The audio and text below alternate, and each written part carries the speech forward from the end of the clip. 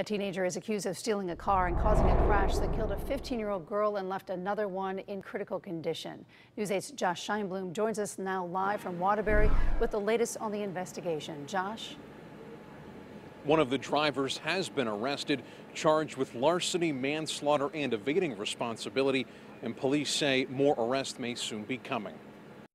It's devastating when you see something like that. A mangled pile of metal on Wolcott Street in Waterbury marks the spot where a teen lost her life and another was critically injured. It was atrocious, to see that happening, especially when there's kids involved, it's always sad, and, you see the family, and it was very tragic. It was an emotional time. Police say the crash happened around 2 o'clock Wednesday morning.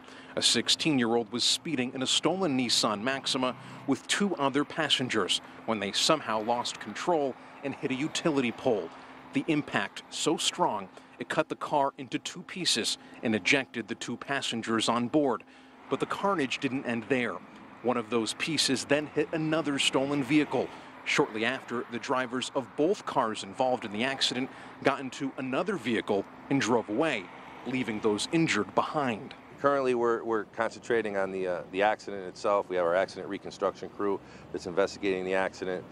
We're certainly going to look at all components of this, any associations between all the parties involved, and we'll certainly uncover anything that has to do with any type of criminal enterprise or criminal activity. One of those hurt was a 15-year-old girl who attends Kennedy High School.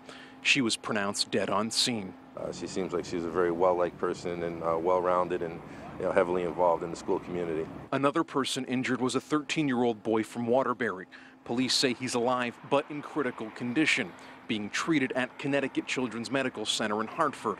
But while the 2 victims may have been from Waterbury, investigators tell News 8 the cars involved were stolen in the towns of Wolcott and Plymouth. I have spoken to the police chiefs in Wolcott and in Plymouth, and they do recognize an uptick in that type of activity in their towns, and we're certainly working closely with them to see what we can do about that. Due to the rise in car thefts, police are asking that people take precautions, telling them to be mindful of where their vehicles are located. If there are valuables inside their vehicles, to remove them when their vehicles are unattended, and adding if they notice anything suspicious going on in the area, to not hesitate to get in touch with police. For now, we're live in Waterbury. Josh Scheinblum, News 8.